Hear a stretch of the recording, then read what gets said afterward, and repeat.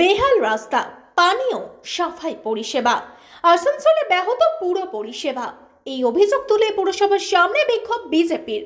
আসানসোল পুরসভার বিরোধী দলনেত্রী চৈতালি তিওয়ারির নেতৃত্বে আসানসোল পুরসভার সামনে প্রতিবাদ সভা করে বিজেপি এই সভায় উপস্থিত ছিলেন প্রাক্তন মেয়র জিতেন্দ্র তিওয়ারি, বিজেপি রাজ্য কমিটির সদস্য কৃষ্ণেন্দু মুখার্জি, বিজেপির জেলা সভাপতি বাপ্পা চ্যাটার্জি সহ বিজেপির নেতা কর্মীরা। অন্যদিকে এই প্রতিবাদ সভাকে কটাক্ষ করে মেয়র পরিষদ গুরুদাস চ্যাটার্জি বলেন, নিজেদের দলাদলিতে শক্তি প্রদর্শন হচ্ছে। ব্যুরো রিপোর্ট, প্রভাতের আলোয় আলোকিত। মেয়র রামের নাম শুনে উনি হয়তো ভয়ে পালিয়ে যাবেন, ওনার নাকি ভয়ে খুব বুকে ব্যথা উঠে গেছিল হয়তো রামের নাম, তাই উনি পালিয়ে গেছে। কোনো ব্যাপার না, আজ আমরা একটা ট্রেলার করতে এসেছিলাম, পিকচার তো আমি বাকি হয়েছে। জয় শ্রীরাম। আর বেশি কিছু বলবো না। আমি এই রোদ্দুরে আজ আমার এত ভাই বোনদের যে এত উচ্ছ্বাস উদ্দীপনা দেখছি, এটাই আমার মনকে ভরে তুলেছে। আমরা আজ আশা রাখছি যে আসানসোল শহরকে এইবারে হয়তো বাঁচাতে পারবো। কি বাঁচাতে পারবো তো? নমস্কার। হচ্ছে সেখান থেকে যেন আসানসোলের উন্নয়নের জন্য অর্থ বরাদ্দ করা হয়, সেটা সুনিশ্চিত করা। কিন্তু দেখেছিলাম যে আসানসোলের টাকায় কলকাতায় 440 কোটি টাকা দিয়ে অডিটোরিয়াম হচ্ছে, কিন্তু আমার আসানসোলের স্টেডিয়াম 40 কোটি টাকা দেওয়ার সুযোগ দেননি মমতা বন্দ্যোপাধ্যায়। আসানসোলে কফি হাউস করতে গেছিলাম, কলকাতা থেকে বাধা দেওয়া হয়েছিল, জোর করে দিয়েছিলাম। তাদের যুক্তি ছিল যে কলকাতায় কফি হাউস আছে, আসানসোলে আর কফি হাউস হবে না। কলকাতার লোকেরা বসে কফি খাবে আর আমাদের লোকেরা মাড়ি খাবে, আসানসোলের লোকেরা মাড়ি খাবে, চুল্লু খাবে আর তোমরা কফি খাবে। এটা হতে পারে না। তারা আসানসোলে মানুষকে সভ্য মানুষ হিসেবে গণ্য করে না, কিন্তু জোর করে কফি হাউস করেছিলাম। কলকাতায় আর্ট গ্যালারি আছে, তারা সেখানে বসে ছবি আঁকবে, বকের ছবি আঁকবে, কাকের ছবি আঁকবে। কিন্তু আসানসোলে আর্ট গ্যালারি করতে গেছিলাম, তারা বাধা দিয়েছিল, জোর করে দিয়েছিলাম। কিন্তু এক সময় এমন এলো আর তাদের সঙ্গে লড়াই আমি পারিনি। তাই ভারতীয় জনতা পার্টির নেতৃত্বে তৃণমূল কংগ্রেস ছেড়ে ভারতীয় জনতা পার্টি যোগদান করেছিলাম। যেদিন ওই দল ছেড়েছিলাম, মোটামুটি আমার গেঞ্জি জামা সব কেচে দেওয়ার জন্য লড়াই ছিল। ভাই যেও না, যেও না বলছিল, তাও তোমার গেঞ্জিটা কেচে দিই, যাও তোমার প্যান্ট শার্ট আয়রন করে দিই, কিন্তু আমাদের দল ছেড়ে যেও না। কিন্তু আমি বলেছিলাম যে আমার গেঞ্জি প্যান্ট শার্ট আমি নিজেই কাচতে পারি। ভাই, আসানসোলের জন্য তোমরা কি ভাবনা চিন্তা তোমাদের সেটা ঘোষণা করো, সেই ঘোষণা তারা করতে পারেনি। আসানসোলের বঞ্চনার প্রতিবাদে ভারতীয় জনতা পার্টি জয়েন করেছিলাম। এবং পরবর্তী ক্ষেত্রে দেখলাম কর্পোরেশন ভোট যখন এলো, আমরা যৌথভাবে বলেছিলাম যে আসানসোল কর্পোরেশনে আমাদের ভারতীয় জনতা পার্টির ভোট হবে। কিন্তু ভোটের আগের দিন আপনারা দেখেছিলেন কি তাণ্ডব তারা চালিয়েছিল। বিভিন্ন ক্লাবে, বিভিন্ন কমিউনিটি হলে বাইরে থেকে লোক নিয়ে এসে তারা বাইরে থেকে লোক জড়ো করে তারা বিভিন্ন বুথে লুট করেছিল এবং জোর করে তারা আসানসোল পৌর নিগমের ক্ষমতা এসেছিল। এরপরেও, এতদিন পরেও আমরা বারবার যখন বলেছি যে ভাই যেভাবে হোক তোমরা ক্ষমতায় এসছো, এবার আসানসোল মানুষকে পরিষেবা দাও, তারা কিন্তু আসানসোলের মানুষকে পরিষেবা দেয়নি।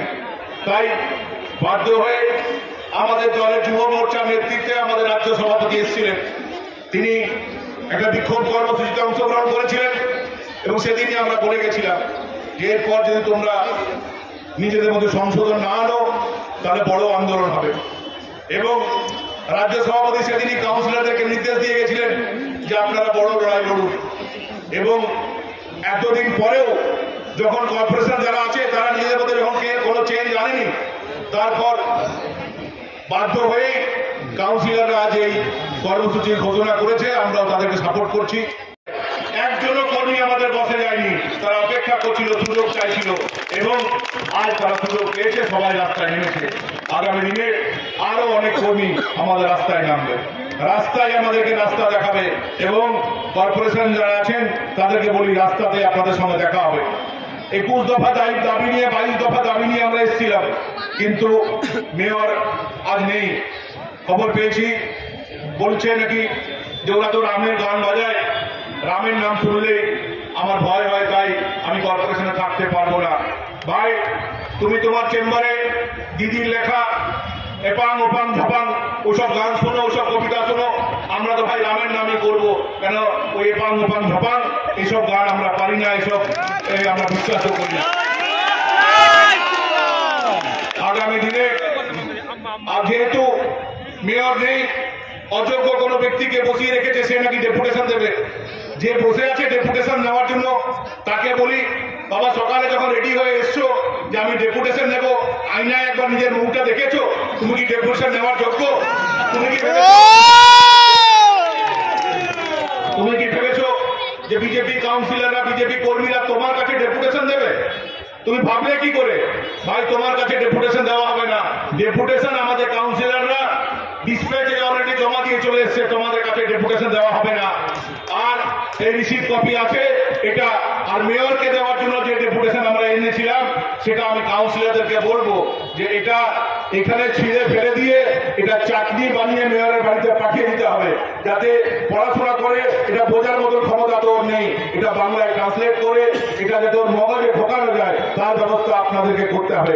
আরেকবার যারা যারা এসছেন সবার প্রতি কৃতজ্ঞতা জানিয়ে, এবং আরেকটা কথা বলি, কয়েকদিন আগে দুয়ারে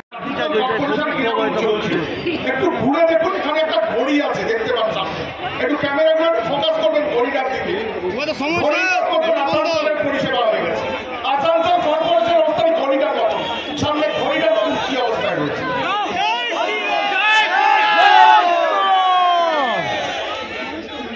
আমরা বলেছিলাম যে আসানসোলের মানুষের যে নৈতিক যে পরিষেবাগুলো আছে সেই পরিষেবাগুলো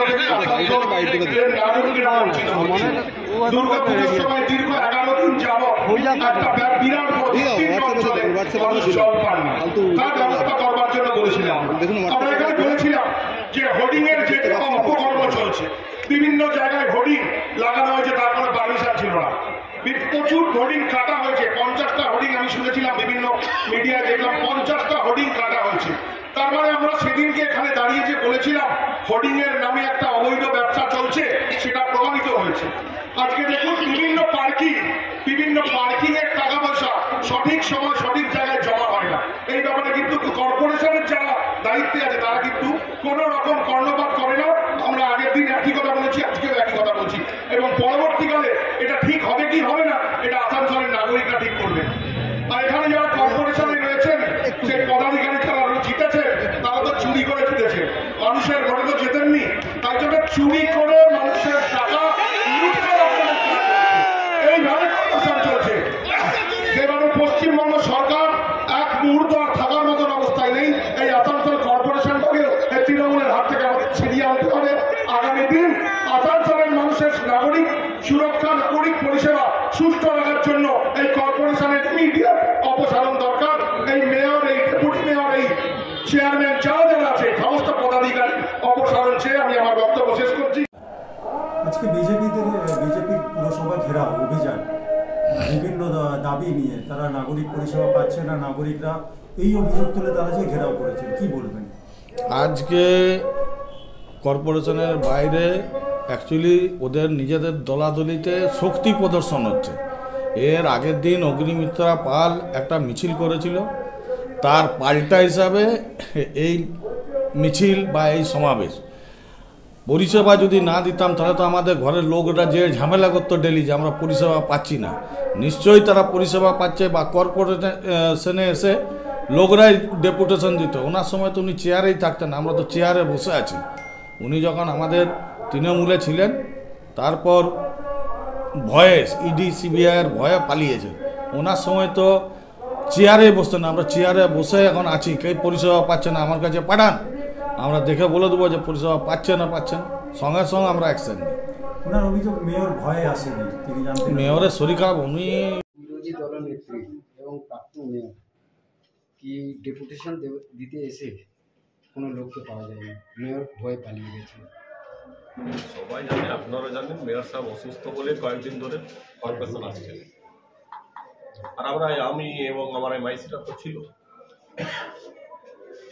বলছি ওনারা যেভাবে এখানে আন্দোলন করলেন, রামের স্লোগান চলল, যে জায়গা দেখা গেল কি রামধ্বনিতে পুরো এলাকায় হয়ে গেল। দেখুন, উন্নয়নের কাজে উন্নয়ন করতে গেলে যদি আমরা সত্যি সত্যি উন্নয়ন চাই, তাহলে মানুষকে কোনো ধর্ম, কোনো জাতে, কোনো ভাষায় ভাগ করতে হবে না। পরিষেবা দিতে গেলে মানুষকে পরিষেবা, যেমন মমতা ব্যানার্জি একটা সারা দেশে উদাহরণ সৃষ্টি করেছে যে লক্ষ্মী ভান্ডার থেকে শুরু করে সমবায়িত থেকে শুরু করে যতগুলো স্কিম আছে, সেটাতে কোনো জাতে ধর্ম কোনো নাই, সবার মানুষের জন্য আছে। তো যারা এরকম করছে, মানুষকে বিভাজন, রাম রহিমের বিভাজ করছে, তারা উদ্দেশ্য উন্নয়ন নেই, তারা উন্নতি করতে চাইছে না, তারা ডেভেলপমেন্ট করতে চাইছে, মানুষের মধ্যে বিভাজন করতে চাইছে, ঝুট ঝামেলা দাঙ্গা সৃষ্টি করতে চাইছে। আমি আপনাদের চ্যানেল মাধ্যমে মানুষকে বলবো, আপনারা সতর্ক থাকুন, এই শান্তি বাংলাকে অশান্তি হতে দেবেন না। দ্বিতীয় কথা ওনারা বলেছেন কি দুয়ারে সরকার ক্যাম্পের নামে খালি ভাওতা দেওয়া হচ্ছে, একই মানুষ বারবার ছুটছে, তারা কোনো কাজে পরিষেবা পাচ্ছে না। তাহলে ফার্স্ট দুয়ারে সরকারে যা ভিড় ছিল, এই যে 8 নম্বর দুয়ারে সরকার হয়েছে, সেই ভিড়টাতে একরকমই থাকতো। আপনারা দেখেছেন ভিড়টা কমেছে, 1 নম্বর। 2 নম্বর, আমি যেটা বলতে চাইছি যে আমি আপনাকে বলবো না যে কোনো টিএমসি কার্যকর্তা বাড়িতে যেতে, আপনি বিজেপি কার্যকর্তা বাড়িতে যাবেন, আপনি সিপিএম এর কার্যকর্তা বাড়িতে যাবেন, আপনি কংগ্রেসের কার্যকর্তা বাড়িতে যাবেন এবং সাধারণ লোকের বাড়িতে যাবেন, তারা দেখবেন যে তাদের ঘরের মহিলারা, যে মহিলা সম্মানীয়, মমতা ব্যানার্জি যাদেরকে লক্ষ্মী ভান্ডার দিয়ে সম্মান দিচ্ছে, সেই লক্ষ্মী ভান্ডারে টাকা ওরা ব্যাংক অ্যাকাউন্টে পাচ্ছে কি পাচ্ছে, তাদের বাড়িতে স্বাস্থ্যসাথী কার্ড আছে কিনা, তাদের বাড়ি লোক মারলে সমবেতি পাচ্ছে কিনা, তাদের ছেলেমেয়েরা স্কলারশিপ পাচ্ছে কি পাচ্ছে না। যদি পাচ্ছে, তাহলে দুয়ারে সরকারের কাজ হচ্ছে, তবে তো পাচ্ছে। বলার মতো বলে দিলাম যে পাচ্ছে না, দুয়ারে সরকার কোনো লাভ নেই, কিন্তু আপনি সার্ভে করে দেখুন কত লোক লক্ষ্মী ভান্ডার পাচ্ছে। ব্রিজ অবস্থা খারাপ, জর্জর অবস্থা। তিনি রেল মিনিস্টারকে এটা টুইট করে এবং চিঠি করে দিন, ওকে ঠিক করা হোক। কেন তৃণমূল কংগ্রেসরা নিচের থেকে বালি কেটে বিক্রি করে দিয়েছে তাদের দলের লোক। কি বলবো, বিজেপির লোক কিছু বলতে পারে, ঠিক আছে, ওটা বালিতে তৃণমূলে লেখা আছে, কেউ তৃণমূলী লোক আছে না বিজেপির লোক আছে। হ্যাঁ, যাকে উনি বলছেন তৃণমূলী লোক, কালকে দেখবেন বিজেপি ঝান্ডা ধরে আছে, তখন উনি চোর নেন, তখন তৃণমূলের ঝান্ডা তখন বলবেন চোর আছে। আর যেদিনই চলে যাচ্ছে শুভেন্দু অধিকারী, যতদিন তৃণমূলে ছিল তো তাকে চোর বলছিলেন, এবং যখন এই ওয়াশিং মেশিনে গেছে তো পরিষ্কার হয়ে গেছে। তাহলে অগ্নিমিত্র পল কি বললেন না বললেন সেটা জানেন। এটা খুব ভালো যে উনি কেন্দ্র সরকারকে বলেছে ব্রিজ রিপেয়ার করার জন্য। হ্যাঁ, কেন্দ্রের সরকার ডেভেলপমেন্ট করার জন্য যে ফান্ড রাজ্য সরকারকে দেওয়ার কথা, এটা তো আমরা নাই, আমাদের নেতা মমতা বন্দ্যোপাধ্যায় এবং অভিষেক বন্দ্যোপাধ্যায় এই মানে দিল্লি থেকে শুরু করে কলকাতার আজ পর্যন্ত গভর্নর কাজ পর্যন্ত আন্দোলন করেছেন যে আমরা 100 দিনের আবাস যোজনা টাকা বা যে